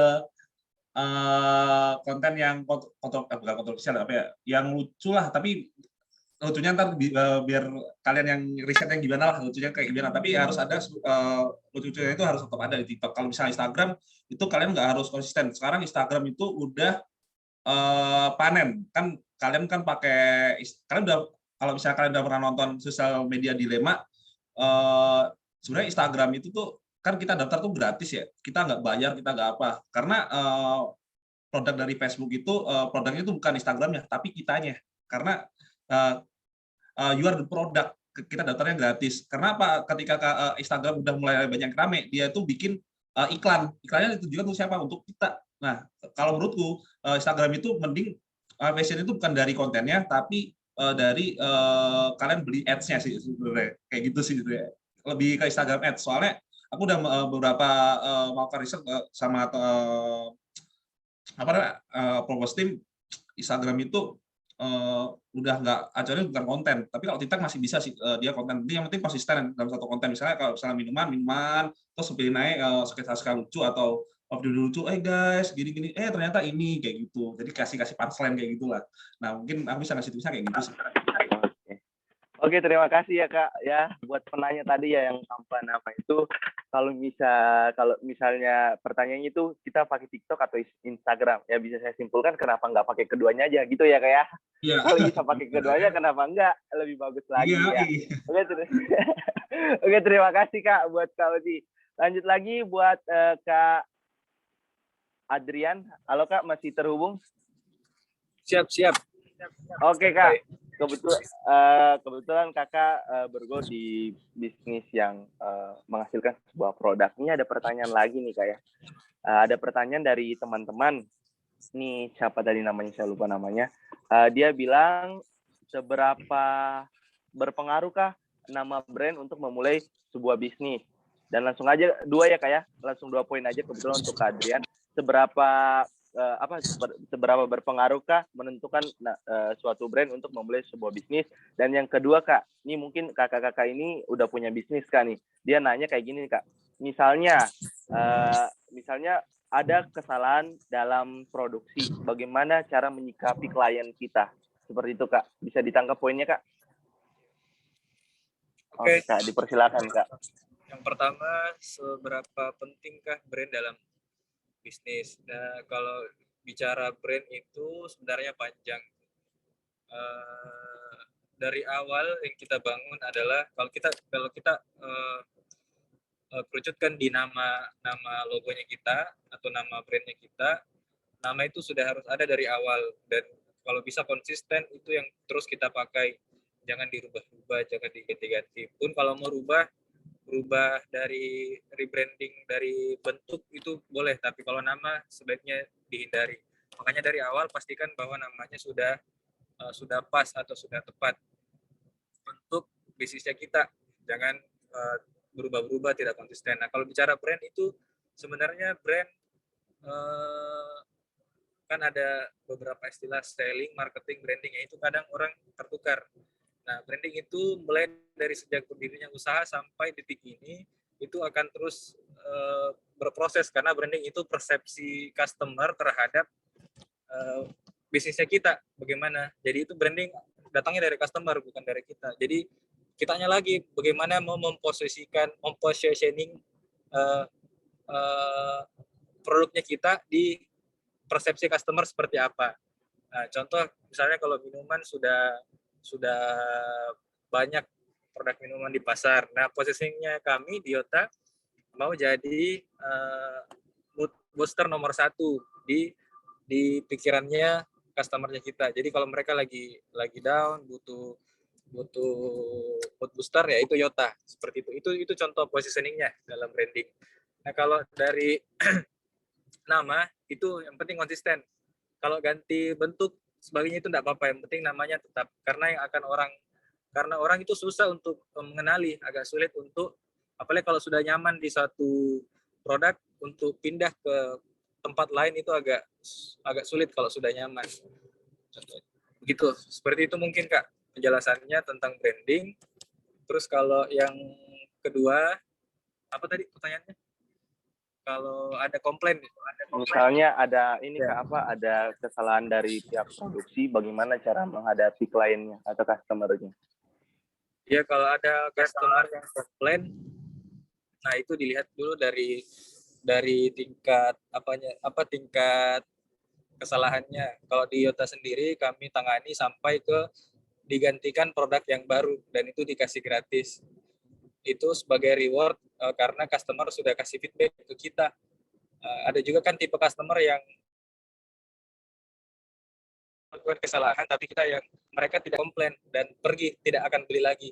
Itu sebenarnya kalau ada customer yang komplain dan dia beritahu kita salahnya di mana, itu bagus, sebenarnya perlu diapresiasi. Makanya kalau di Yota kami kasih produk ganti yang baru, yang gratis, seperti itu. Kemudian minta kritik sarannya seperti apa untuk pengembangan ke depannya, supaya dia tetap di kitanya, jadi pelanggan. Itu sih Kak, karena kan selling, kalau kita bicara selling itu bukan, sebenarnya tujuan utamanya bukan untuk jualan, bagaimana kita dapat omset. Itu yang kedua. Yang pertama adalah bagaimana kita membangun hubungan baik dengan pelanggan. Walaupun mungkin Yota pun sampai sekarang masih sering melakukan kesalahan, tapi yang kita jaga adalah bagaimana supaya hubungannya dengan pelanggan tetap baik. Walaupun kita salah, tidak apa-apa, yang penting kita tetap ramah, tetap kasih garansi mereka kalau kita melakukan kesalahan. Seperti itu. Itu mungkin. Oke Kak, terima kasih sekali buat Kak Adrian ya. Mungkin bisa saya simpulkan sedikit tadi buat teman-teman, sepenting apakah memilih brand untuk memulai usaha. Kata Kak Adrian tadi yang saya tangkap itu sangat penting. Bahkan kalau bisa kita bisa berubah bentuk, tapi nama kalau bisa nggak boleh, karena kalau sudah nyaman susah pindah ke lain nama lagi. Seperti itu ya Kak ya. Oke, mungkin ini adalah dan terakhir tadi yang kata Kak Adrian, cara melayani ketika ada kesalahan dalam produksi sangat keren sekali Kak, langsung dikasih. Bahkan itu adalah kita harus senang ya kayak kalau ketika kita dikomplain, karena itu adalah pembelajaran buat kita. Bahkan tadi Kak Adrian bilang kita akan memberikan lagi hadiah produk gratis, seperti itu sangat saya apresiasi. Nah buat teman-teman yang pengen jadi pengusaha muda, buat yang pengen buat teman-teman mahasiswa nih yang pengen join tadi nih di usahanya Kak Adrian, bisa tuh ada tadi saya lihat dia open buat mahasiswa yang pengen part time dan jenisnya seperti itu. Terus buat teman-teman yang pengen belajar tentang digital content creator, mungkin bisa dicek tuh buat Purpose Team atau dari Kak Ozi, nanti ada kontak personnya. Oke, mungkin ini adalah pertanyaan terakhir tadi ya Kak, karena kita mungkin dibatasi oleh waktu, mungkin ada closing statement-nya, mungkin bisa dimulai dari Kak Adrian dulu lah pertama. Oke, ya terima kasih, pertanyaannya luar biasa sekali. Terakhir pesan saya buat teman-teman, jangan pernah berhenti belajar itu aktivitas seumur hidup dan juga tanggung jawab pribadi, bukan tanggung jawab orang lain untuk mencerdaskan kita, itu tanggung jawab pribadi. Terus yang kedua, kalau sudah belajar jangan hanya sekedar belajar tapi diimplementasikan, di action. Jadi setelah ikut workshop seperti ini, setelah ini langsung action. Apa ilmu yang kita dapat, langsung kita eksekusi. Jangan terlalu lama. Nah, dari eksekusi tadi, biasanya sih tidak sempurna akan tereksekusi. Biasanya ada kesalahan dan lain-lain, itu kita evaluasi lagi. Terus jangan baper kalau di feedback, dapat feedback dari customer, dapat feedback dari teman, dapat feedback dari atasan ataupun bawahan ataupun teman lain departemen, jangan baper. Itu sebenarnya kalau kita kalau kita perhatikan dan kita ikuti feedbacknya, itu bisa jadi prosesnya kita untuk bertumbuh jadi lebih baik lagi. Kemudian terakhir, konsisten. Kalau sudah pilih jalur apapun, jalur PNS kah, jalur bisnis kah, konsisten di situ, jadi ahli di situ. Jangan jadi kutu loncat, pindah-pindah, seperti itu. Itu mungkin dari saya. Terima kasih. Kalau ada yang salah, mohon maaf. Kalau ada yang baik, silakan disimpan. Oke, terima kasih Kak. Sangat baik sekali ya tadi ya buat closing statement-nya dari Kak Adrian. Mungkin bisa dilanjut lagi buat Kak Ozi untuk closing statement-nya. Oke. Closing statement ya. Kayak tadi sih lebih kalian harus sebenarnya nggak beda jauh sama Mas Andrian, aku juga setuju tentang terus belajar, banyak nyari informasi, ngikutin perkembangan yang ada. Terus satu lagi, anak-anak zaman sekarang tuh harus lebih realistik ya. Misalnya kalau kalian ingin karir di perusahaan, buat karir path-nya, jenjang karirnya. Cobain kepein orang-orang yang udah di posisi middle management, berapa lama untuk sampai ke jenjang tersebut, apa saja requirement-nya, challenge-nya apa aja, dan beberapa annual income-nya. Kalian observasi di itunya untuk jadikan acuan. Kalau misalnya kalian ingin usaha mandiri, ya udah jangan banyak mikir, mulai aja dulu. Kalau kata Tokopedia, mulai aja dulu, jangan banyak mikir. Nanti kalau misalnya ada masalah, itu ada resiko, itu pasti ada, dan itu salah satu jadi pengalaman ya, maksudnya pengalaman belajar guru besar lah kalau aku nyebutnya.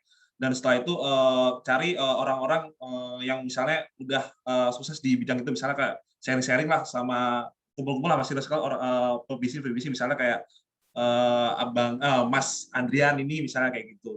Kita pelajari nih benchmark-nya, rujukannya, buat referensi, terus susun realistis bisnis plan-nya kayak gitu. Jadi lebih banyak ngumpul-ngumpul aja sama orang-orang yang mungkin kita bisa sharing sama orang tersebut kayak gitu. Dan mungkin sebenarnya kalau aku nyebutnya making money is easy. Yang sulit itu adalah how to get the opportunity. Jadi misalnya kalian untuk pebisnis sekarang, bagi orang yang pemburu karir, mungkin aku bisa apa sih ngasih 3 tips ya sebenarnya. Ini ditujukan untuk orang-orang pemburu karir yang mungkin mempunyai masalah, mempunyai modal yang minim. Nah, kan kalian harus mulai modal dulu nih. Modal butuh duit nih kan. Mungkin kalian bisa berkarir dulu lah. Nah, karir itu ada tiga tips. Itu tuh kalau mau menghasilkan lot of money, 3 tips itu adalah reputasi, relasi, sama rekomendasi. Nah, tanpa reputasi nggak akan punya banyak relasi yang berkualitas dan berpengaruh. Tanpa relasi yang berkualitas nggak akan dapat opportunity yang besar. Tanpa rekomendasi dari relasi yang berkualitas nggak akan dapat kepercayaan untuk handle sesuatu yang besar. Meskipun punya reputasi yang bagus. Kayak gitu sih sebenarnya. Thank you. Oke, terima kasih Kak dari Kak Ozi closing statement-nya. Oke, terima kasih buat teman-teman yang sudah hadir dan menyempatkan waktunya. Jadi terakhir juga ya dari saya closing statement-nya, yaitu pengusaha sukses bukan mereka yang tidak pernah gagal, namun mereka yang gagal dan berkata, saya akan coba lagi. Saya Avandi Rasya, saya pamit undur diri. Saya kembalikan kepada MC Kadia, dipersilakan. Oke, Avandi. Thank you Kak Ozi. Thank you Kak Adrian. Oh my God, I'm sorry. Oke, so jadi itu tadi webinar ketiga kita tentang how to be a great entrepreneur. So now kita akan masuk ke dalam sesi pemberian cindramata secara virtual buat Kak Ozi dan Kak Adrian. Nah, penyerahan cindramata secara virtual ini akan dilakukan oleh Saudara Fadi Bakir selaku Ketua Angkatan Webron 2016. Kepada Saudara Fadi Bakir, saya persilahkan.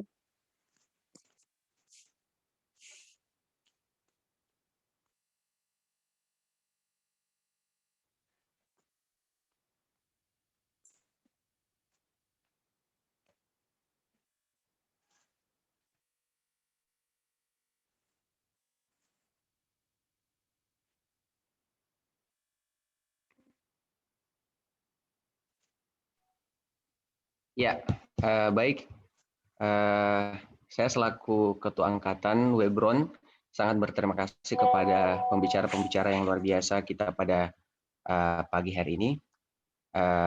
Apresiasi dengan ini saya sampaikan apresiasi yang setinggi-tingginya walau secara virtual. Mohon untuk diterima plakat dan sertifikat penghargaan. Sekali lagi terima kasih kepada Kakak Adrian Yudhistira Purwanto. Yudhistira ya, Kakak Adrian Yudhistira. Terima kasih Kak. Ya, sama-sama. Semoga berkah, manfaat.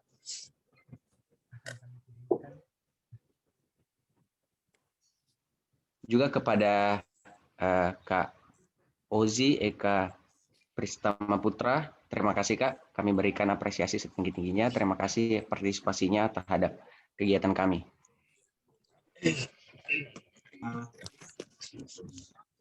Berikutnya untuk penyerahan sertifikat kepada moderator, saya serahkan kepada Saudara Indirwan untuk menyerahkan sertifikat kepada Saudara Avandi Rasya. Oke, ini kami serahkan juga sertifikat secara virtual kepada saudara moderator kita yang sangat-sangat hebat memandu jalannya webinar 3 pada pagi hari ini. Kepada saudara Avandi Rasya, silahkan diterima sertifikatnya. Siap, saya terima Kak. Sini saya ambil ya. Makasih Terima Kak. kasih, iya terima kasih. Sudah sampai Kak. Terima kasih. Alright, jadi ini tadi Great Talks kita dengan tema How to be a Great Entrepreneurs. Jadi tadi webinar ketiga. Sekali lagi saya ingatkan kepada seluruh peserta untuk jangan lupa mengisi link absen yang telah disediakan di room chat. Link absen ini nanti akan kami gunakan untuk mengirimkan sertifikat kepada alamat email masing-masing peserta. Oke, jadi saya kira cukup sekian webinar kita pada siang hari ini. Tadi itu webinar ketiga tentang How to be a Great Entrepreneur. Kami ingatkan sekali lagi bahwa nanti pukul 12.45 waktu Indonesia Barat, akan ada webinar keempat dengan tema Millennials Menuju Perusahaan Impian yang akan diisi oleh Kak M. Ilhamsyah Eka Putra dan Kak Syifa Alamia. Jadi sekali lagi saya ingatkan teman-teman untuk masuk kembali ke room Zoom pada pukul 12.45. Jadi cukup sekian webinar ketiga kita pada siang hari ini. Terima kasih semuanya, terima kasih Kak Ozi, terima kasih Kak Adrian, terima kasih seluruh panitia yang telah hadir pada hari ini. Terima kasih seluruh peserta. Saya memohon maaf jika terjadi kesalahan kata, jika terjadi kesalahan anything that happened during the webinar. Jadi teman-teman selamat siang. Assalamualaikum warahmatullahi wabarakatuh. Terima kasih. See you on another event. Bye. Kau bisa patahkan kakiku, tapi tidak mimpi-mimpiku. Kau bisa lumpuhkan tanganku, tapi tidak mimpi-mimpiku. Kau bisa merebut senyumku, tapi sungguh tak akan lama. Kau bisa merobek hatiku, tapi aku tahu obatnya. Manusia-manusia kuat, itu kita. Jiwa-jiwa yang kuat, itu kita. Manusia-manusia kuat, itu kita. Jiwa-jiwa yang kuat, itu kita. Kau bisa hitamkan putihku, kau takkan gelapkan apapun. Kau bisa runtuhkan jalanku, kan ku temukan jalan yang lain. Manusia-manusia kuat, itu kita. Jiwa-jiwa yang kuat, itu kita. Manusia-manusia kuat, itu kita. Jiwa-jiwa yang kuat, itu kita. Bila bukan kehendaknya,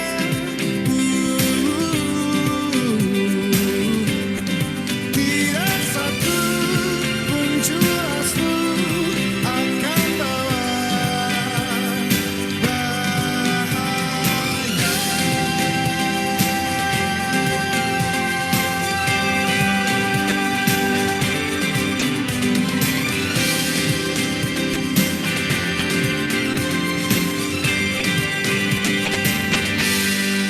Manusia-manusia kuat, itu kita. Jiwa-jiwa yang kuat, itu kita. Manusia-manusia kuat, itu kita. Jiwa-jiwa yang kuat, itu kita. Manusia-manusia kuat, itu kita.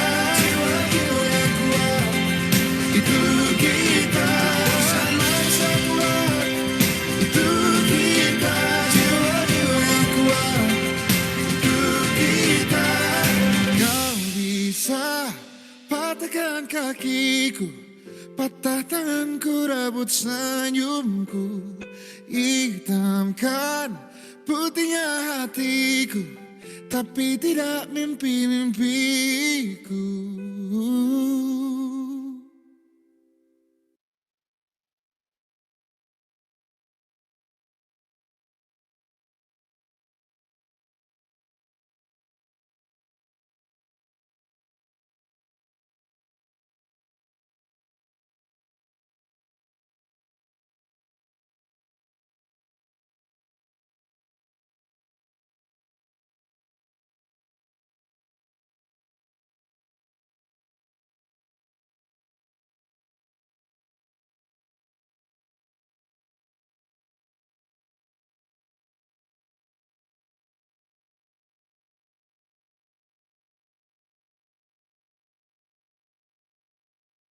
Kau bisa patahkan kakiku, tapi tidak mimpi